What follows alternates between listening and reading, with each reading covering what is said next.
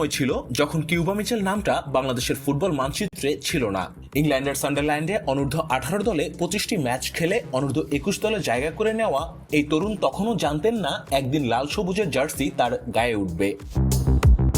আজ সেই Cuba Mitchell ঢাকার আকাশের নিচে জাতীয় দলের প্রাথমিক স্কোয়াডে ডাক পেয়েছেন। যদিও শুরুটা ছিল না গল্পের মতো, 27 জনের প্রাথমিক তালিকায় ছিল না তার নাম, কিন্তু ফুটবল যেমন নাটকীয় তেমনই নির্মম। ইব্রাহিম ও রহমত মিয়ার ইনজুরি খুলে দিয়েছে কিউবার জন্য জাতীয় দলের দরজা। কিন্তু এই গল্পটা কেবল একজন খেলোয়াড়ের নয়, এটা এক প্রজন্মের গল্প যারা 22 বছর ধরে অপেক্ষা করছে ভারতের বিপক্ষে একটি মাত্র জয়ের জন্য। 2003 সালে ঢাকার মাঠে শেষবারের মতো ভারতের বিপক্ষে জয় পেয়েছিল বাংলাদেশ। তারপর শুধু হতাশা, হাহাকার আর অসমাপ্ত প্রতিশোধের গল্প। এবার সেই গল্পে নতুন পৃষ্ঠা যোগ করতে পারে কিউবার মতো তরুণরা। হামজা, জায়ান, ফাহমিদুল হক, মোর্শেদ আলী, তারা সবাই এখন নতুন বাংলাদেশ গড়ার কারিগর। আর এই রূপান্তরের মাঝখানে আছেন Jamal Bhuiyan,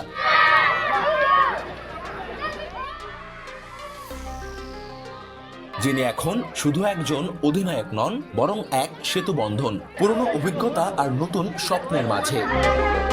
coach heavier Cabrera জানেন ভারত র্যাঙ্কিংয়ে এগিয়ে, শক্তিতে ভারী, কিন্তু ফুটবল তো কেবল পরিসংখ্যানের খেলা নয়। নেপালের বিপক্ষে লো ব্লক ভেঙে সুযোগ তৈরি করতে গিয়ে যে লড়াইটা বাংলাদেশ করেছে সেটাই প্রমাণ করে দিয়েছে এই দল লড়তে জানে।